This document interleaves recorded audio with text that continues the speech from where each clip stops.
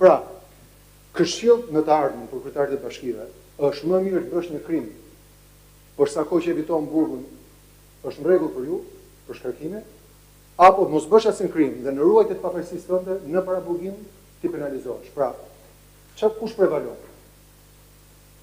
Sepse me sa po më duket do më konvenonte më mirë të kisha bërë një krim, kisha dënuar dhe të shtyja apelin, se sa të mbroja pafajësinë nga paraburgimi dhe të rrezikoja shkarkimin.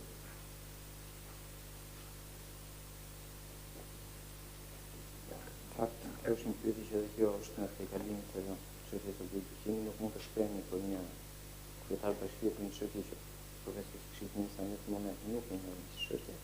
Patjetër nëse do të kemi një vendimarrje të mëvonshme, do të kemi edhe ne si tonë dhe miratime do të kenë për katën në përputhje me rrethanat të pavishme. Faleminderit. Tani miku im, profani juridik këtu duhet isha unë, se unë s'kam mbaruar për juridik. Por e vërteta në fakt është që ajo që dimë gjithë, nuk ka një vendim të formës shpreh, ka dënuar dhe në gjykatën e shkallës së parë. Kjo do të thotë që ne kemi një standard dyfish që po aplikohet këtu. Për dikë të padënuar aplikohet shkarkimi, për dikë të dënuar do të presim vendimin përfundimtar. Kështu që ignorancë ose padije nuk mund të jetë alibi në këtë rast. Ky është, siç e thatë ju, në fakt i njohur botërisht, edhe unë besoj që përgjigja u sqarua. Edhe t'ju shpjegoj ose t'ju bëj një pyetje tjetër. Në Republikën tonë, në strukturë, në arkitekturën e Republikës tonë, kemi disa sjellje monopole. Fjala vjen monopoli në dhunës e ka policia, monopolin e forcës.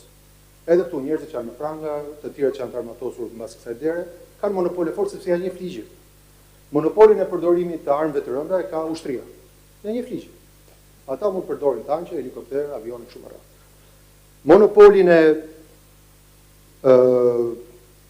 dhënies drejtësisë ka gjykata. Gjykata ka monopolin e dhënies drejtësi. Nuk është se japin çdo institucion jep drejtësi, por në gjykatë kryesisht përfundojnë rastet për të dhënë drejtësi. Siç kam kuptuar vetë, monopolin e shkatrimit në jetë publike ka prokurori posaçëm. Prokurori posaçëm mund të shkatërrojë jetën publike. Tani në këto sjellje monopoli, ju praktikisht nuk prisni për një vendim gjykate, por jeni gati që monopoli të dikujt që ka i është dhënë me ligjet ajo për të shkatruar jetën publike dikujt të jepet prioritet, duke sakrifikuar një kryetar bashkie, një antar të komunitetit, një aktivist, një shërbëtor publik në këtë rast, dhe jo monopoli të gjykatës për të drejtësi. Kjo është një gjë që më shqetëson. E di pse se edhe në natyrë, edhe në botën e egër, ka disa kode. Fjala vjen, nëse je një tuf pulash dhe të vinë hiena, pulat e tjera vrapojnë edhe lënë që ta hanë pulën që kapën hiena. Por në një tjetër habitat, elefantët sillen ndryshe, elefantët sulmojnë hiena. Dhe këtu pyetja është, jeni pula apo jeni elefant në këtë histori. Pra, edhe natyra na jep ca instikte ku na duhet që të tregojmë dhe jo. Po kërkojmë që të ruajmë etikën, absolutisht. Gjithë këto elemente, jo, e kuptoj është një butafori për treguar që ta mbajmë brenda jemi shumë mirë. Seanca ka shkuar shumë mirë, ne jemi besoj gjithë kemi pas mundësi të debatojmë. Jemi miq vjetër, kemi bërë reforma pafund. Të bëjmë pyetje, të lutem në lidhje me objektin. Pyetja në lidhje me objektin është në sjelljet monopolistike që kanë forca të ndryshme ose aparate të ndryshme në Republikën e Shqipërisë. Ju anoni për të mbështetur sjelljen e prokurorisë që ka monopolin e shkatrimit të jetës dikujt, ende pa vendim, apo tentoni që të respektoni monopolin që ka gjykata për të vendosur drejtësi dhe për i pasur përfundimtare të vendimit. Nderuar pyetjen. Në fakt, Këshilli i Ministrave operon dhe ka kompetencat e veta për saktuar qartë në kushtetues dhe në ligjet në zbatim. Pra nuk mund të bëjmë një interpretim në lidhje me veprimtarinë e pushtetet të tjera që janë pushtete të ndara. Dhe në këtë seancë dhe në këtë sallë objekti i gjykimit është pikërisht çështja e vendimit të shkarkimit të kryetarit të Bashkisë Tiranës. Përtej këtij argumenti ligjor nuk kam se çfarë të shtoj. Okej. Dhe në finale, nëse zonja nderuar gjyqtare do më lejoj t'ja huazoj pyetjen që ajo më bëri mua për t'u bërë ju. A do kishte ndryshuar në gjë nëse unë do ftosha në vendimin e Këshillit të Ministrave? Këtë nuk mund ta di. Por ditë them që prap forca e argumentit njerëzit i ndryshojnë, njerëzit hapin veshët, dëgjojnë. Për shembull, nëse do t'ju thoja që jam në një konflikt hapur interesi fjala vjen me një prokuror për cilin ka pasur debate për një leje ndërtimi. Ndoshta nuk do ishit aq nxituar thonë jo prit pak. Ndoshta do të dërgjojmë ligjin e konfliktit të interesit që një kryetar bashkie ose një prokuror nuk mund të hetojë njëri tjetrin në momentin që ka një konflikt hapur interesi. Nëse do ju thosha për shembull që jam Këtu prej një njeriu që s'ekziston, një Nesti Yangon. Ndoshta Këshilli i Ministrave do dëgjonte. E do thoshte prit pak.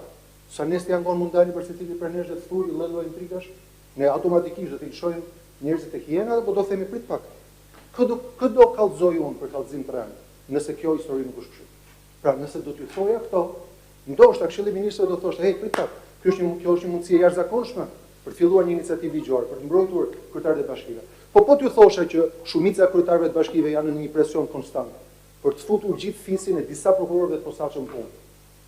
Dhe nëse do t'u aprovoja që kjo është vërtet në Bashkinë e Tiranës, ju do shqetësoheshit, si ju do thoshit si janë të pambrojtur këta njerëz. Ju kërkojnë prokurorët e posaçëm lidhje ndërtimi, ju kërkojnë të fusin gjithë fisin punë dhe kur sua bëjnë, i thon avokatit të kryetarit të bashkisë, ja tregoj unë atij. Po ti dinit këto histori, prandaj them që dëgjesa do na mundsonte që të flisnim pak, edhe që të dëgjonim historitë se unë jam burr. Dhe mos t'i lejohet monopolit që dikush ka për të shkatruar jetën, t'i mbi vendosët monopolit gjykatës për të dhënë drejtësi. Faleminderit.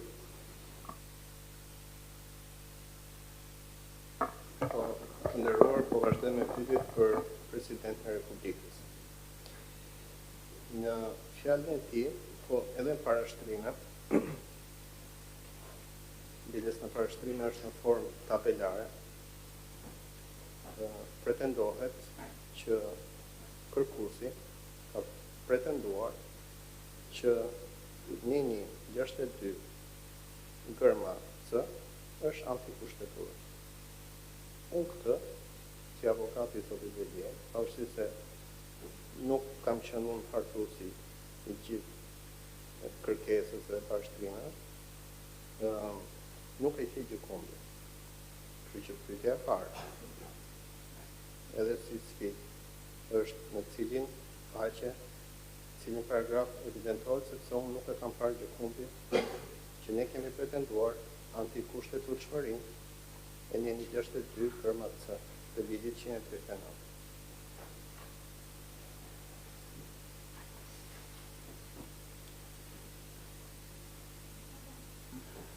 Faleminderit.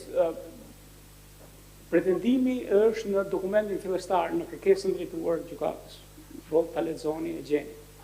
Por e vetëm kaq, si pretendim, si fjali, ishte edhe sot këtu në seancë, kur zbal procesit verbalit do ta gjeni. Është vazhdimisht del historia që shiko sa kohë që nuk janë tek 115-a janë antikushtetuese. Sepse 115-a ka shkakun e vetëm kushtetues për shkarkim. Del vazhdimisht. Në parashtrimet tona është thënë kërkuesi nuk e ka paraqitur si kërkesë ndaj gjykatës kushtetuese. Sepse për ndryshe baza ligjore kërkesës do ishte tjetër, do të ishte nemi 131. Dhe pastaj do diskutohej, a legjitimohet të vejmë lëvizje gjykatën drejt për drejt me diskutim për papajtëshmërinë e ligjit me kushtetutë. E ka paraqitur si konstatim, e thot në rrjedhën e arsyetimit të tij. Dhe sigurisht që me këtë nuk fillon dot shumë, se fjali është, nuk është se po ver lëvizje gjykatën me këtë. Ne evidentojmë sepse dallimi midis dispozitës kushtetuese dhe dispozitës antikushtetuese bën dallim automatikisht dallimin midis kompetencës së kësaj gjykate dhe kompetencës së asaj gjykatës tjetër.